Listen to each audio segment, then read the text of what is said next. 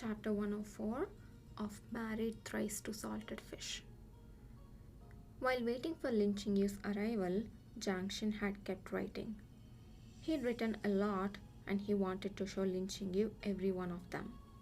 He was so anxious that in his hurry, his hand accidentally slipped and half of the rice papers escaped his hold. The bitter cold wind suddenly blew open the window, sending the rice papers flying all over the place.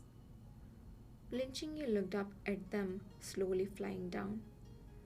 As though in a trance, he seemed to see a familiar figure. He could vaguely hear someone talking to him. It was the figure of Lu Wancheng, and it was the voice of Gu Fuzhao. When the wind stopped, both of them disappeared, leaving in his world only the young man in front of him. It was Jiang Shen. It was really him. Lu Wancheng was dead. Gu Fuzhao too was dead. But Jiang Shen was still alive. Jiang Shen saw Lin Qingyu smiling, tears finally falling from his reddened eyes. Like this, he laughed and he cried. He kept laughing with tears flowing, seeming crazed, love and hatred intertwined. Through it all, Lin Qingyu still remained so beautiful. A true beauty, even in the grip of lunacy, was still beautiful enough to stir one's soul.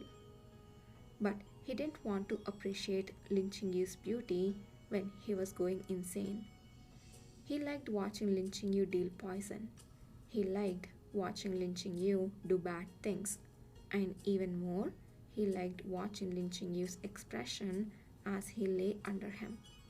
But what he liked most has always been and will always be the way Lin Qingyu looked when he was happy. Jiang Shen remembered that he had written a lot of comforting words for Lin Qingyu. He randomly flipped through a few pages, but unable to find them, simply gave up. Was this really the time to be flipping through pages? Jiang Shen threw the remaining paper onto the table and approached Lin Qingyu, calling out his name again. Qingyu? As soon as he drew near, Lin Qingyu lost strength in his legs and fell to his knees.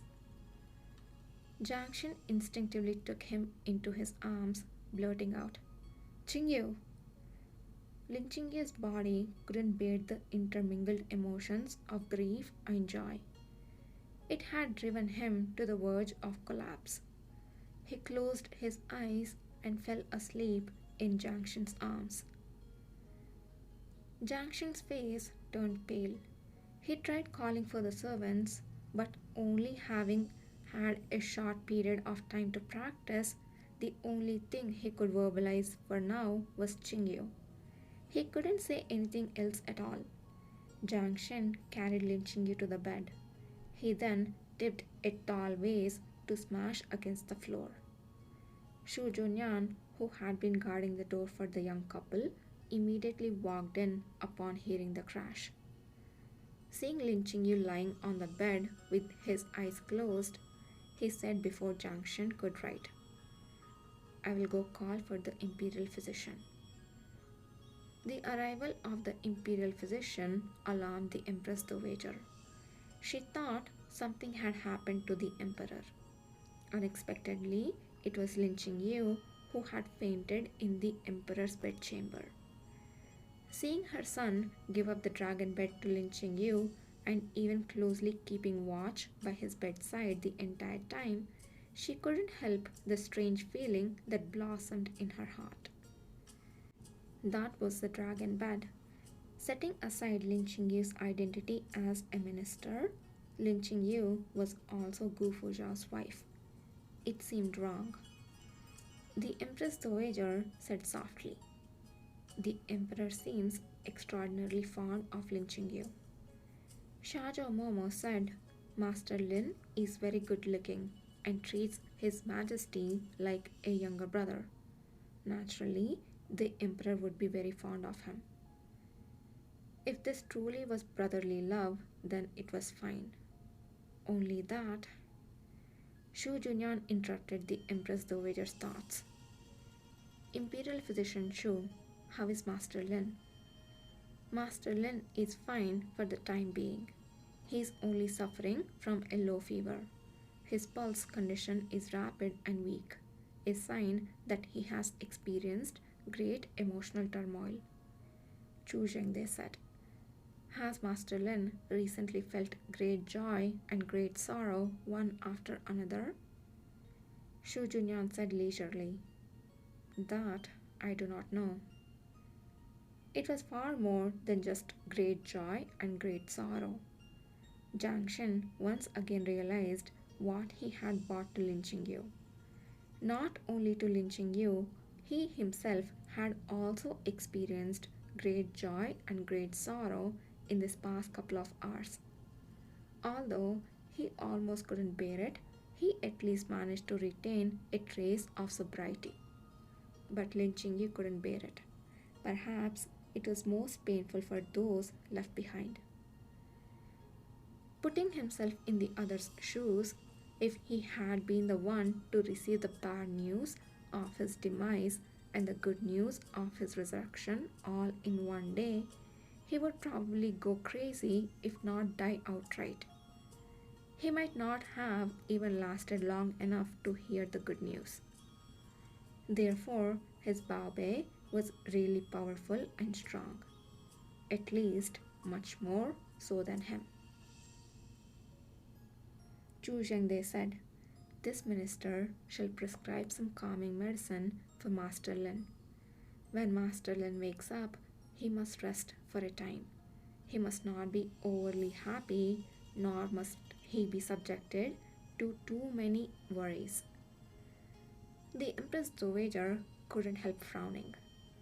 The Emperor had just ascended the throne, and he was still waiting for Lin Qingyu to stabilize the control and needed him to preside over the overall situation. Lin Qingyu had gotten ill at a bad time. She will have to take over more matters for the time being. Lai Fu prepared the side hall of Xinqing Palace and let Master Lin stay there temporarily. When he wakes up, send him back to the general's mansion. Jiang Shen, who was sitting by the bed, stretched out his hand and silently pulled the quilt covering Lin Qingyu's body. The Empress Dowager, seeing his little action, asked, His Majesty doesn't want Master Lin to leave? Jiang Shen nodded. Receiving her son's response for the first time, she was surprised and delighted. She hurriedly said, Did you see that? His Majesty spoke to Ajia. Xiaozhou Momo nodded with tears in her eyes. Replying to Her Highness, all the servants saw, the Emperor is indeed getting better. Shu Junyan smiled and said, Since the Emperor wishes to stay with Master Lin, Her Highness might as well let Master Lin accompany the Emperor. Perhaps His Majesty will recover sooner. The Empress Dowager nearly wept with joy. All right, okay. Let Master Lin stay in Xinqing Palace for the time being. How could she not know that this was against the rules? If the imperial censors were to find out, they would bring no end of trouble. But who made her Lear mentally deficient and ignorant of human affairs, reacting to Lin Qingyu alone? So long as Lear's soulless disease could be cured, if he could call her mother, she would ask for nothing else. Lin Qingyu was passed out for an entire day. There were many servants waiting on him, and there was not much Jiang Shen could do. After everyone had finally left, Jiang Shen stroked his little hands. He stroked his face. Feeling that this simply wasn't enough, he hugged Lin Qingyu with the quilt between them. After hugging him for a while, he began to feel that this too wasn't enough. Lin Qingyu seemed quite cold, and he frowned even in sleep. When Shajiamomo came in with the medicine, what she saw was Jiangshan throwing off the brocade quilt and making to get in the bed. Shajiamomo patiently explained to him, Your Majesty, the servant knows that you might not understand this right now, but Master Lin has a husband, and his husband is General Gu, who's fighting in the northwest. You can hold hands with him, but you must never sleep with him. Jiang Sheng. Hmm? Lin Qingyu woke up. He opened his eyes, and after some time, he clearly saw the person beside his bed. The young man, dragon robe on his body and a jade crown on his head, saw him wake up and heaved a sigh of relief. He called out, Qingyu. After practicing for an entire day, Jiang Shen was finally able to smoothly say Lin Qingyu's name. For the rest, he could have to rely on writing. You're awake. Is it Shaoli? No, it's. Gradually, reason and memory came back. Lin Qingyu sat up suddenly, grabbed the young man like a drowning man grabbing driftwood. Jiang Sheng? His voice was so hoarse that he could hardly make a sound. Jiang Sheng let him hold on to him tightly. He mouthed, It's me, Baobei. The longer Lin Qingyu held on, the tighter his grip. His eyes began to sting, as if he had thought of something extremely terrible. I thought. His lips moved slightly. I thought you were dead. Jiang Sheng lowered his eyes. He spread open his palm and wrote stroke by stroke. I'm sorry. He had just finished writing when Lin Qingyu's tears began to fall. You still lied to me. You lied to me that it was just a dream. You know that it's only when your soul enters a dream that I can see your real appearance. You clearly knew, but. He knew, but he went anyway. He just wanted to see Lin Qingyu one more time before leaving. You wrote me a letter of guarantee.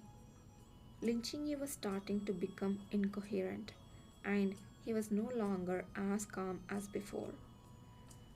You said you would come back. You promised me that you would be fine. I didn't go anywhere. I have been waiting for you. You promised me, Jiang Sheng. If you really died. Lin Qingyu's crying was about to break Jiang Shen's heart. But apart from Lin Qingyu's name, he couldn't say a word. But even if he could, what could he say? Should he say that he didn't want to die either? That he also desperately wanted to live? What's the use? In the end, he still couldn't do it. Jiang Sheng closed his eyes and forced himself not to think about how Gu Fuzhao died. He kept in mind the imperial physician's instructions not to let Lin Qingyu's emotions fluctuate too much. He hugged him even deeper into his arms and stroked Lin Qingyu's long hair over and over. Lin Qingyu pressed his cheeks against Jiang Sheng's heart, listening to his heartbeat. He smiled sadly. Why do you torture me like this? Is it because I love you? Because you know that no matter what, I can't die? Jiang Sheng's Adam apple bobbed, and the light in his eyes was covered with mist. But even I can't stand it anymore. Lin Qingyu murmured as though crazed. I can't stand it. Jiang Shen bowed his head and kissed him. Kissed him on the space between his brows. Kissed him on the corner of his eyes. Kissed him on his lips. When their lips touched, Lin Qingyu slowly closed his eyes. Jiang Shen's kiss was also wet. When the two separated, Lin Qingyu saw the young man's damp lashes. Lin Qingyu wanted to cry again. He was fed up with how much he was crying, but he couldn't help it. He could only crawl into Jiang Shen's arms and cling to Jiang Shen even more tightly. With Jiang Shen's comfort, Lin Qingyu gradually calmed down. Jiang Shen wrapped him in his arms and wrote on his palm, turning to less fraught matters. Shu Junyan said, "The loss of my voice is only temporary. I just need to slowly get used to it.